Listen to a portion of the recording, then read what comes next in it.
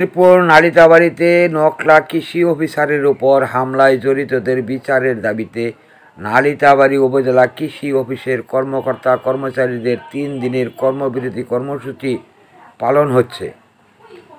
কর্মবিরতি কর্মসূচি সম্পর্কে নালিতাবাড়ী উপজেলা কৃষি অফিসার কৃষিবিদ মশিউর রহমান বাংলা এফএমকে জানান। কৃষিবিদ শাহরিয়ার মুরসালিন মেহেদি স্যার উপজেলা কৃষি অফিসার নকলা এর প্রতি যে বর্বরোচিত হামলা হয়েছে, এই হামলার প্রতিবাদে আমাদের বিসিএস কৃষি অ্যাসোসিয়েশন কর্তৃক 3 দিনের একটা কর্মসূচি দায়ের করা হয়েছে। আজকে 11 নভেম্বর দুপুর 11টা থেকে 12টা পর্যন্ত কলম বিরতি কর্মসূচি পালন করছি। আগামী 12 নভেম্বরে আমরা 11টা থেকে 12টা পর্যন্ত অবস্থান কর্মসূচি পালন করব এবং সর্বোপরি 13 নভেম্বরে 11টা থেকে 12টা পর্যন্ত মানববন্ধন কর্মসূচি পালন করব।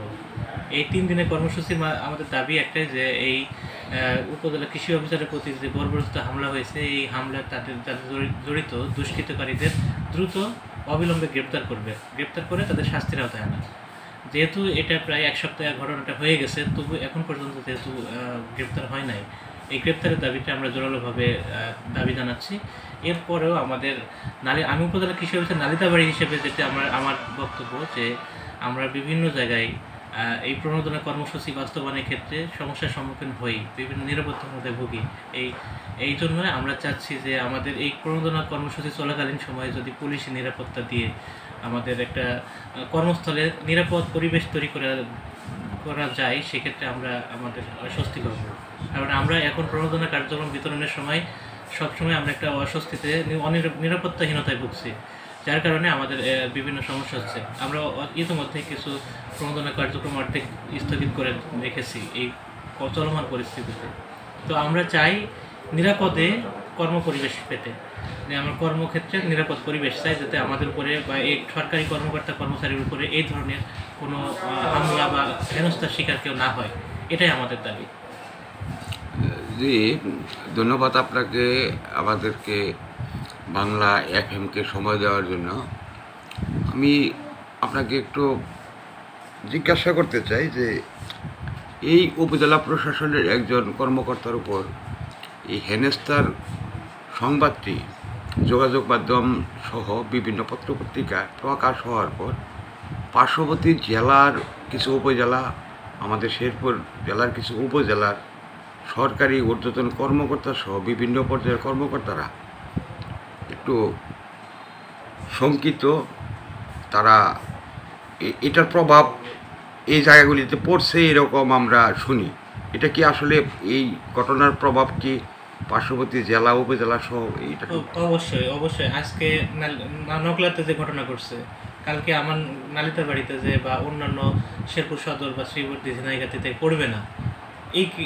মানে এই সেন্সে আমরা নিরাপত্তাহীনতা ভুগছি। আমরা কাজ করতে গেলে কর্মপরিবেশ পাচ্ছি না। দেখা যাচ্ছে যে কোনো সময় এই ঘটনা কেন্দ্রিক পরবর্তী যাতে অন্যান্য জেলা উপজেলাতে না হয়, এজন্যই আমরা নিরাপত্তা চাচ্ছি কর্মক্ষেত্রে। আমরা যে তথ্যগুলি পাচ্ছি যে জেলা উপজেলায়, পার্শ্ববর্তী জেলা উপজেলায় যে এটার প্রভাব পড়ছে, সরকারি কর্মকর্তারা একটু ভীত সন্ত্রস্ত হয়ে পড়েছে, তাহলে ইনফরমেশনটা মনে হয় সত্য। জি, ধন্যবাদ আপনাকে। শেরপুরের নালিতাবাড়ীতে নকলা কৃষি অফিসারের উপর হামলায় জড়িতদের বিচারের দাবিতে নালিতাবাড়ী উপজেলা কৃষি অফিসের কর্মকর্তা কর্মচারীদের 3 দিনের কর্মবিরতি কর্মসূচি সম্পর্কে নালিতাবাড়ী উপজেলা কৃষি অফিসার কৃষিবিদ মশিউর রহমান বাংলা এফএমকে বিস্তারিত যা বলেছেন। কৃষি অফিস ও মামলা সূত্রে জানা যায়, গত 5 নভেম্বর বুধবার বেলা 2:30টার দিকে নকলা উপজেলা কৃষি কর্মকর্তা শাহরিয়ার মুরসালিন মেহেদির অফিস কক্ষে যান ছাত্রদল নেতা রাহাত হাসান কাইয়ুম। এ সময় বাইরে অপেক্ষা করছিলেন অন্য ছাত্রদল কর্মী ফজলুর রহমান। কাইয়ুম কৃষি কর্মকর্তা শাহরিয়ার মুরসালিন মেহেদির কাছে কৃষি প্রণোদনা কাকে দেওয়া হয়েছে জানতে চান।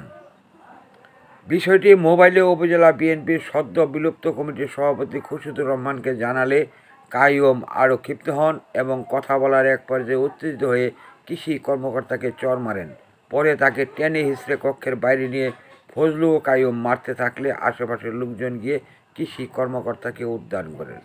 গত বৃহস্পতিবার 6 নভেম্বর দুপুরে ছাত্রদলের কেন্দ্রীয় সভাপতি রাকিবুল ইসলাম রাকিব ও সাধারণ সম্পাদক নাসির উদ্দিন এক বিবৃতিতে তাকে বহিষ্কার করেছেন। দপ্তর সম্পাদক মোহাম্মদ জাহাঙ্গীর আলমের স্বাক্ষরিত বিজ্ঞপ্তিতে এই তথ্য জানা গেছে। সরকারি কর্মচারী হিসেবে, সরকারের বেতনভুক্ত কর্মচারী হিসেবে একজন সহকর্মীর উপরে এই ন্যাক্কারজনক হামলা নিন্দা জানাই। আমরা সরকারি কর্মচারীরা সরকারি উদ্দেশ্য বাস্তবায়নের জন্য সেবা গ্রহীতাদেরকে সেবা দিই। সেখানে সেবা দিতে গিয়ে যদি আমরা নিজের দপ্তরেই অপদস্থ হই, বিব্রত হই, সেটা কোনোভাবেই সেবা গ্রহীতাদের জন্য শুভকর নয়।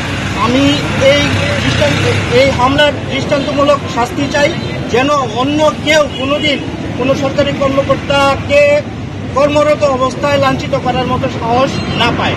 আমি যেহেতু আপনারা অনেকক্ষণ বলেছেন, আমি আর আমার এএনবি নিউজ পঞ্চমুখী সমাজ উন্নয়ন সংস্থার একটি মাল্টিমিডিয়া প্রতিষ্ঠান। নিয়মিত বস্তুনিষ্ঠ সংবাদ পেতে সাবস্ক্রাইব করুন YouTube channel ANB channel Bangla TV, follow রাখুন ANBnews24.com সহ আমাদের ফেসবুক পেজগুলোতে।